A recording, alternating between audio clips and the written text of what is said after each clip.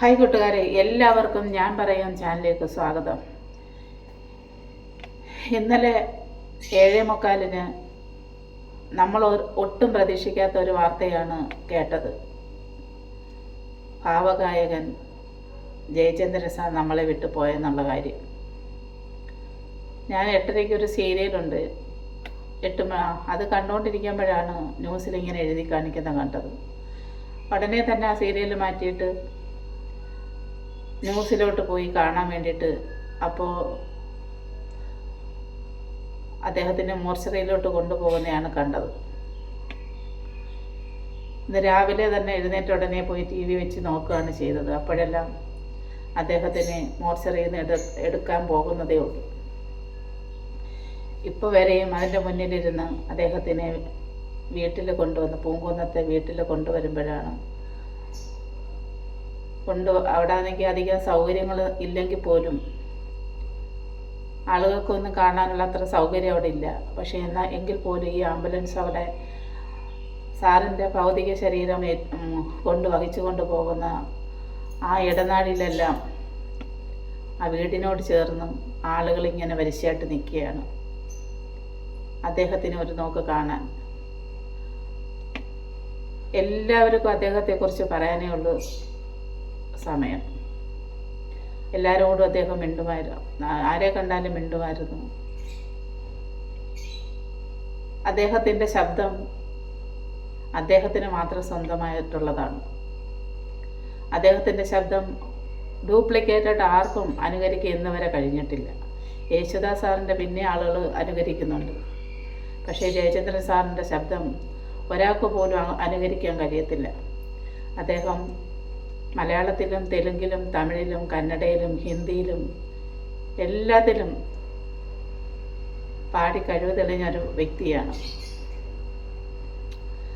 മലയാളത്തിനെക്കാട്ടി നല്ലതായിട്ടാണ് തമിഴിലെല്ലാം പാടിയിരിക്കുന്നത്. അതിലൊരു പാട്ട്, രാസാത്തി എന്നുള്ള പാട്ട് എപ്പോഴും നമ്മൾ കേട്ടുകൊണ്ടിരിക്കുന്നൊരു പാട്ടാണ്. അദ്ദേഹം അഭിനയ രംഗത്ത് വന്നിട്ടുണ്ട്. 5 പുരസ്കാരങ്ങളാണ്ട് കേരള സംസ്ഥാനത്തിൻ്റെ കിട്ടിയിട്ടുണ്ട്. 2021 തോന്നുന്നു ഡാനിയൽ പുരസ്കാരം കിട്ടി. പക്ഷേ ഇത്രയും കഴിവുള്ളൊരു വ്യക്തിക്ക്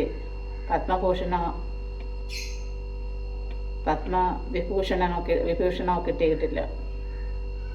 ഇനി അത് അദ്ദേഹം മരിച്ചു കഴിയുമ്പോഴെങ്കിലും ആ ഒരു പ്രശസ്തി കിട്ടുമോ എന്നറിയത്തില്ല. 80 വയസ്സിലാണ് അദ്ദേഹം നമ്മളെ വിട്ടു പോയെങ്കിലും അദ്ദേഹത്തിൻ്റെ ശബ്ദം 18 വയസ്സിൻ്റെ കൂട്ടായിരുന്നു. എന്നാൽ സംഗീതം പഠിക്കുന്ന എല്ലാവരും ഈ ആഹാരത്തിലൊക്കെ കുറച്ച് കൺട്രോൾ ചെയ്യണമെന്ന് പറഞ്ഞ് ഞാൻ കേട്ടിട്ടുണ്ട്. പക്ഷേ ജയചന്ദ്രൻ സാറിനെ സംബന്ധിച്ച് സാറ് ഐസ്ക്രീം ആയാലും സാറങ്ങനെ ശ്രദ്ധിക്കത്ത പോലും ഇല്ലായിരുന്നു സാറിൻ്റെ ശബ്ദം. അതൊക്കെ ഒരു ദൈവാധീനമാണ്, ദൈവികമാണ് ആ ശബ്ദം. അത് ഇനി ഏത് ആഹാരം കഴിച്ചാലും അത് മാറത്തില്ല. അദ്ദേഹം ഒരു ഗുരുവായൂർ ഭക്തനായിരുന്നു. ഒന്ന് ഓർത്ത് നോക്കേ, ഇന്നലെ വൈകിട്ട് വരെ ആളുകളോട് സംസാരിച്ചിരുന്നു എന്നാണ് പറയുന്നത്. മരിക്കുന്നതിന് തൊട്ട് വൈകിട്ടൊക്കെ ആളുകളോട് ഫോണിൽ സംസാരിച്ചൊരു വ്യക്തി 7 മണിയാകുമ്പോൾ കുഴഞ്ഞു വീഴുന്നു, ഹോസ്പിറ്റലിൽ കൊണ്ടുപോകുന്നു, അദ്ദേഹം മരണപ്പെടുന്നു. എന്ത് നല്ല മരണം അല്ലേ! അത് ഇന്ന് പിന്നെ വിഷ്ണുവിൻ്റെ ഇന്ന് സ്വർഗവാതിൽ തുറക്കുന്ന ദിവസമാണ്. അത് ഇന്നലെ തൊട്ട് തുടങ്ങിയത് നല്ല ദിവസമാണ് അദ്ദേഹം മരിക്കുന്നത്. അദ്ദേഹത്തിന് സ്വർഗവാതിൽ തന്നെ തുറന്നു കിടന്ന് സ്വർഗത്ത് പോകാൻ കഴിയട്ടെ. അദ്ദേഹം ഒന്നും മനസ്സിൽ വെച്ച് പെരുമാറത്തില്ലെന്നാണ് പറയുന്നത്. എല്ലാവരോടും വെട്ടിത്തുറന്ന് എന്ത് കാര്യമുണ്ടെങ്കിലും അങ്ങ് പറയുമെന്നാണ് പറയുന്നത്.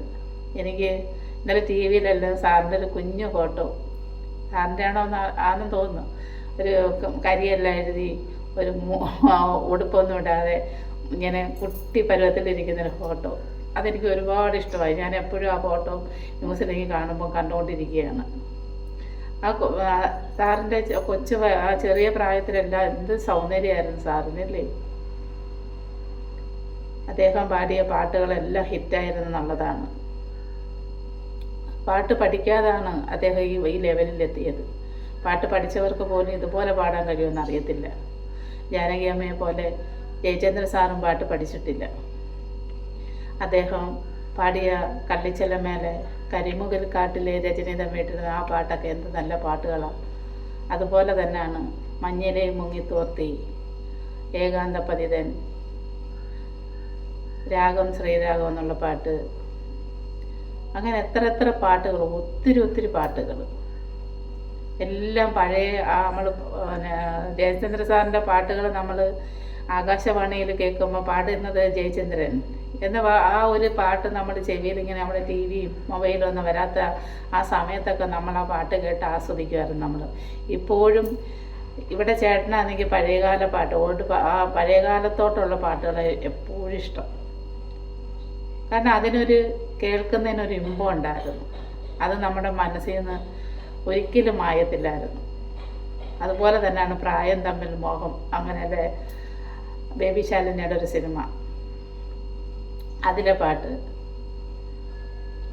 എടുത്തു നോക്കാനാണെങ്കിൽ 16,000 ഗാനങ്ങളെങ്ങാണ്ട് ജയചന്ദ്രൻ സാറ് പാടിയിട്ടുണ്ട്. എല്ലാം നല്ല പാട്ടുകൾ. ഓരോരുത്തർ പറയുന്ന കേൾക്കാം, യേശുദാസ് സാറ് കൈലാസമാണെങ്കിൽ അതിൻ്റെ തൊട്ട് താഴെയാണ് ജയചന്ദ്രൻ സാറിൻ്റെ സ്ഥാനമൊന്നും. അത് ശരിയാണ് അല്ലേ? പൂങ്കുന്നത്ത് വസതിയിൽ ഇപ്പോൾ പൊതുദർശനത്തിന് വെച്ചിരിക്കുക. അവിടെ കുറച്ച് പേരൊക്കെ അനുമതി കൊടുത്തിരുന്നു എങ്കിലും അവിടെ അദ്ദേഹത്തിൻ്റെ അടുത്ത് എപ്പോഴും മിണ്ടുന്ന ആൾക്കാരെല്ലാം, അദ്ദേഹത്തിന് പരിചയമുള്ള ആൾക്കാരെല്ലാം ചുറ്റുവട്ടത്തുള്ളവർ നിറയെ പേര് 2 വരിയായിട്ട് നിൽക്കുകയാണ്. 11 മണിക്ക് അവിടുന്ന് റീജിയണൽ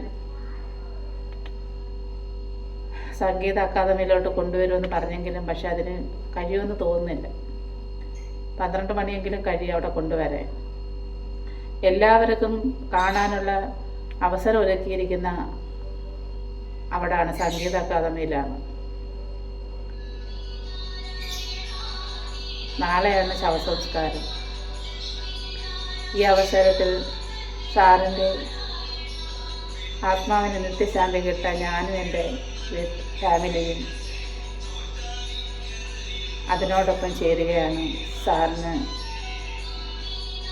എൻ്റെ ഫാമിലിയുടെയും ആദരാഞ്ജലികൾ അർപ്പിക്കുന്നു.